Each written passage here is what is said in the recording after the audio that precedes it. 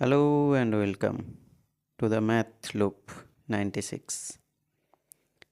আজকে আমি নবম শ্রেণীর সেকেন্ড সামেটিভের অঙ্কের 10 নম্বর সেটটা করাবো। পেজ নাম্বার এটা 195। অনুরোধ রইল ভিডিওটা শেষ পর্যন্ত দেখার জন্য। আর যারা চ্যানেলে নতুন অবশ্যই চ্যানেলটিকে সাবস্ক্রাইব করে দিও এবং ভিডিওটি ভালো লাগলে অবশ্যই একটা লাইক করে দিও। চলো আর কথা না বাড়িয়ে শুরু করা যাক। তো প্রথমে এমসিকিউ যেটা দেওয়া আছে দেখো, একটি বই 40 টাকায় কিনে 60 টাকায় বিক্রি করলে শতকরা লাভ বের করতে বলেছে। আমরা শতকরা লাভের সূত্রটা জানি। 40 টাকায় কিনে 60 টাকায় বিক্রি হয়েছে, তাহলে আমরা আগে লাভ বের করব, মোট লাভ। লাভ বের করতে গেলে কি হয়? বিক্রয় মাইনাস দিয়ে ক্রয়। মোট লাভ দিলাম বাই ক্রয় মূল্য গুণ 100, তোমরা জানো নিশ্চয়ই। এবার সলিউশন করে দেখো, কাটাকুটি করলে 50 টাকা আসবে। অপশান এর সঙ্গে সম্পর্কিত এটা হলো। নেক্সট চলে যাও, আমরা দুয়ের দাগ দেখব। দুয়ের দাগটা কি বলেছে? পরিসংখ্যা বহুভুজ অঙ্কন করা হয়, শ্রেণীর পরিসংখ্যা এবং এখানে কিছু একটা বসবে, সেটা বের করতে হবে। তোমরা জানো রাশিবিজ্ঞান থেকে করেইছো যে যদি আমরা পরিসংখ্যা বহুভুজ অঙ্কন করি সেক্ষেত্রে এক্স অক্ষ বরাবর শ্রেণী মধ্যমান রাখি আমরা, আর ওয়াই অক্ষ বরাবর কী দিই? পরিসংখ্যা দিয়ে থাকি। তো এক্ষেত্রে যেটা বের করতে বলেছে, পরিসংখ্যা বহুভুজ অঙ্কন করা হয় শ্রেণীর পরিসংখ্যা এবং তাহলে কি যাবে? অবশ্যই শ্রেণীর মধ্যমান যাবে, তাই তো? ওকে, নেক্সট আমরা তিনের দাগে চলে এলাম। তিনের দাগ কি বলছে দেখো, একটি সমবাহু ত্রিভুজ যার একটি বাহুর দৈর্ঘ্য 4 সেমি, তাহলে ত্রিভুজের উচ্চতা জানতে চেয়েছে। তোমরা জানোই সমবাহু ত্রিভুজের উচ্চতার সূত্রটা কি ছিল? √3/2 ইন্টু বাহু। আর বাহুটা যেহেতু 4 সেন্টিমিটার ছিল, কাটাকুটি করে দেখো 2√3, অপশান ডি যাচ্ছে সঠিক। নেক্সট, তারপরে চলে এসো 4-এর দাগ। PQR একটা ত্রিভুজ আছে, যেই PQR ত্রিভুজের অ্যাঙ্গেল PQR হচ্ছে গিয়ে তোমার 90 ডিগ্রি, অর্থাৎ কিউ বিন্দুতে সমকোণ। আর পিআর বাহুর দৈর্ঘ্য হচ্ছে 10 সেন্টিমিটার। সেক্ষেত্রে পিআর বাহুর মধ্যবিন্দু যদি এস হয় তাহলে কিউ এসের দৈর্ঘ্য। আমি পুরো এই অধ্যায়টাই করিয়ে রেখেছি, দেখে নিও যারা এখনো পর্যন্ত দেখোনি, যদি প্রয়োজন হয়। তো সেক্ষেত্রে দেখো যে কিউ এই বিন্দুতে সমকোণ এবং পিআর অতিভুজ, তার দৈর্ঘ্য 10 সেন্টিমিটার। যদি অতিভুজের মধ্যবিন্দু এস হয় তাহলে এক্ষেত্রে আমরা একটা প্রয়োগ করেই গিয়েছি, তাই না? যে কিউ এসের দৈর্ঘ্য কী হয়? Half of PR. এবার পিআরের মানটা বসিয়ে দাও, উত্তর পেয়ে যাবে 5 সেন্টিমিটার। অপশান বির সঙ্গে সম্পর্কিত হলো, বুঝে গেছো নিশ্চয়ই। আর কোনো একটা দাগ যখন শেষ হয়ে যাবে এভাবে তোমরা অবশ্যই মার্জিন করে দিও। নেক্সট চলে এসো, দুয়ের দাগ নিয়ে কথা হোক। কি দেওয়া আছে? বিক্রয় মূল্যের উপর 20% লাভ হলে বের করতে হবে ক্রয় মূল্যের উপর শতকরা লাভ কত। খুব ইম্পর্টেন্ট, পরীক্ষাতে থাকে। বিক্রয় মূল্যের উপর 20% লাভ। তো আমরা যদি এক্ষেত্রে বিক্রয় মূল্যটাকে 100 টাকা ধরি, বিক্রয় মূল্যের ওপর লাভ হচ্ছে, বিক্রয় মূল্যটা বেশি হবে। যদি বিক্রয় মূল্যটাকে আমরা 100 টাকা ধরি তাহলে ক্রয় মূল্যটা কম হবে না, নাকি? তো সেক্ষেত্রে ক্রয় মূল্য বিয়োগ করে দাও, 20 বাদ দিয়ে দাও, 80 টাকা হচ্ছে। তাহলে লাভ তো আমরা জানি, এটা না বের করলেও হয়, তাও দেখালাম। তাহলে লাভ কি করব? বিক্রয় মাইনাস ক্রয়, অর্থাৎ 20 টাকা। বের করতে হবে ক্রয় মূল্যের ওপর শতকরা লাভ। তাহলে শতকরা লাভের সূত্রটা কী ছিল? আগে দাও মোট লাভ বাই দাও ক্রয় মূল্য, যেহেতু ক্রয় মূল্যের উপর লাভ বের করতে বলা ছিল। 80 দিয়ে দিলাম, শতকরা করতে গেলে গুণ 100, কাটাকুটি করে দেখো 25 আসবে, হলো। আর যদি এখানে শতকরা লিখেই থাকো তাহলে এখানে পার্সেন্ট কিন্তু দেওয়া যাবে না, হলো। ওকে, গেলাম, বুঝে গেছো নিশ্চয়ই। পরেরটা চলে এসো।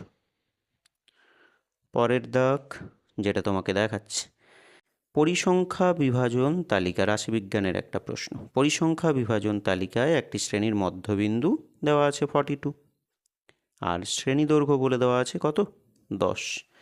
ওই শ্রেণীটার উচ্চ এবং নিম্ন সীমা তোমাকে জানতে চেয়েছে, তাই তো? খুবই সোজা। শ্রেণী মধ্যবিন্দু দেওয়া আছে, শ্রেণী দৈর্ঘ্য দেওয়া আছে, তো সেক্ষেত্রে নিম্ন পাওয়ার উপায়টা কি? আগে মধ্যবিন্দু দিয়ে দাও, নিম্ন পেতে গেলে বিয়োগ করবে শ্রেণী দৈর্ঘ্য বাই 2, আর উচ্চের বেলায় কি করতে হবে বলো তো? না, ওখানে বিয়োগটা হবে না, যোগ করতে হবে। বাকি পেয়েই যাবে তুমি। নিম্ন সীমা দেখো 37 আসবে, আর উচ্চ সীমা হচ্ছে গিয়ে 47। হলো, জানোই তোমরা এগুলো।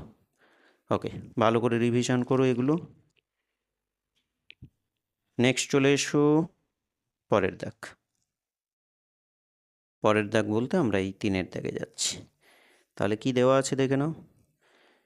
এবিসিডি একটা সামান্তরিক আকারের ক্ষেত্র, যার ক্ষেত্রফল হচ্ছে 100 বর্গ একক, এবং যে বিসি বাহুটা, সেই বিসি বাহুর মধ্যবিন্দু কি বলো তো? পি দেওয়া আছে।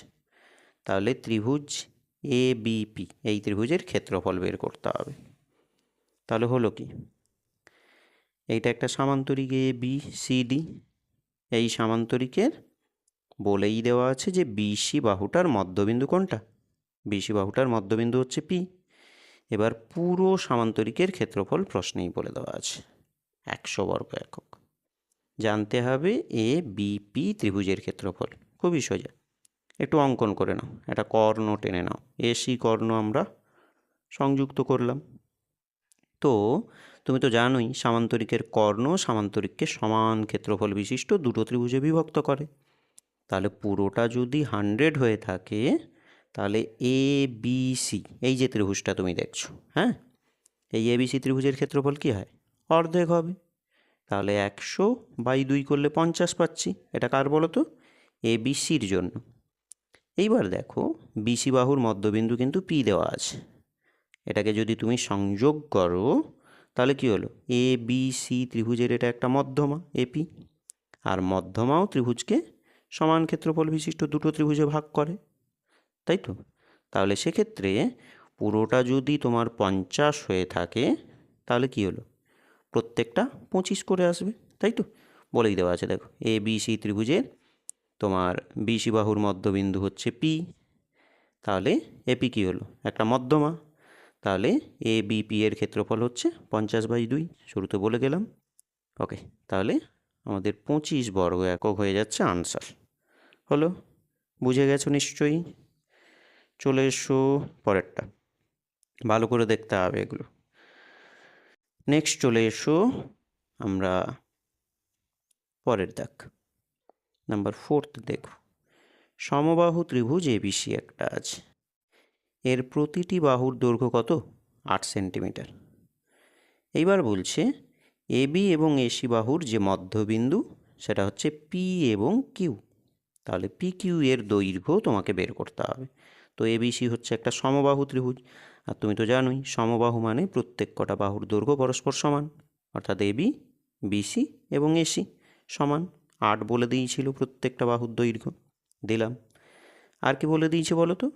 এই এবি বাহুর মধ্যবিন্দু হচ্ছে পি, আর এসি বাহুর মধ্যবিন্দু হচ্ছে কিউ। তোমরা এভাবে ছবিগুলো এঁকে নিও, ছবি এঁকে নিলে কিন্তু অঙ্কটা অনেকটাই সোজা লাগবে তোমার কাছে।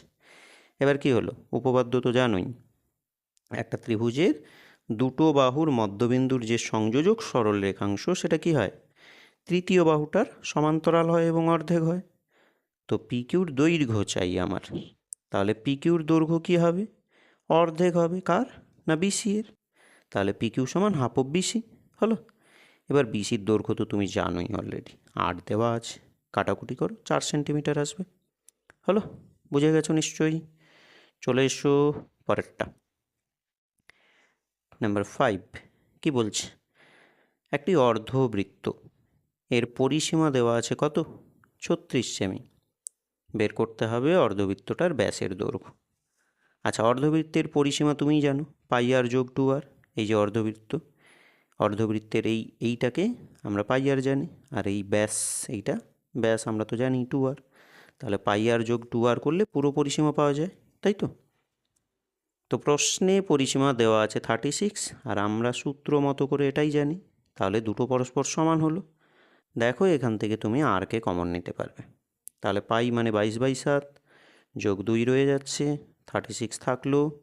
এবার কি হলো, লসাগু করে দাও, 7 যদি লসাগু হয়, 22 থাকলো, এদিকে 2 সাথে 14 হলো। এবার কি করলাম, 36 থাকলো, আর এইটা আর এর সঙ্গে গুণ আকারে ছিল, ওদিকে নিয়ে চলে গেছি, তাহলে ভাগ হলো। অ্যাকচুয়াল ভগ্নাংশের তো ভাগ আমরা করব না, তাহলে গুণ করে অনন্যক করে দিই, 7টা তাহলে ওপরে গেল, আর এক্ষেত্রে যোগ করে ফেলো, দেখো 36 আসছে, ওটা তাহলে হরে চলে এসছে, 36 কাটাকুটি হয়ে গেলে কত থাকলো, 7। এবার এটা তো আর ব্যাসার্ধ হয়েছে, তো সেক্ষেত্রে ব্যাসের দৈর্ঘ্য পেতে গেলে আমরা কি জানি, দ্বিগুণ হয়, তো 2 সাথে 14 সেন্টিমিটার, তাই না? বুঝে গেছো নিশ্চয়ই। চলে এসো 2-এর দাগের শেষ প্রশ্ন যেটা ছিল, আর কি বলে দিয়েছে দেখো, 6-এর দাগটা, কোনো একটা রম্বস, সেই রম্বসের উচ্চতা দেওয়া আছে 4 সেন্টিমিটার, এবং রম্বসের বাহুর দৈর্ঘ্য তোমাকে বলে দেওয়া আছে 5 সেন্টিমিটার। জানতে চেয়েছে রম্বসটার ক্ষেত্রফল। হলো, তো আমরা রম্বসের ক্ষেত্রে কি জানি বলো তো? রম্বসের ক্ষেত্রে এইটা তো ভূমি, বা প্রত্যেক কটা বাহুই 5 সেন্টিমিটার, তার মানে এটাই হচ্ছে তোমার 5 সেন্টিমিটার, আর উচ্চতা বলেই দেওয়া আছে, তো সেক্ষেত্রে রম্বসের ক্ষেত্রফল কি হতে পারে, ভূমি গুণ উচ্চতা, অর্থাৎ 5 গুণ 4, 5 4 20। আর কেউ যদি কর্ণ দিয়ে চেষ্টা করো, দেখো এক্ষেত্রে কিন্তু কর্ণের দৈর্ঘ্য দেওয়া নেই, তো তাই জন্য এখান থেকে যাওয়াটা সুবিধাজনক। ওকে, বুঝে গেছো নিশ্চয়ই। ওকে, তো এর পরপর আরও ভিডিওগুলো আসতে থাকবে, আর বাকি প্রশ্নগুলো তো তোমরা পারবেই, টেক্সট বইয়ের অন্তর্গত সবগুলোই। এবার প্রত্যেক দিন একটা করে এভাবে ভিডিও আসতে থাকবে, অনুরোধ রইল আবারও চ্যানেলটিকে সাবস্ক্রাইব করার জন্য, আর ভিডিওটি যদি ভালো লেগে থাকে একটা লাইক চাই। ওকে, চলো।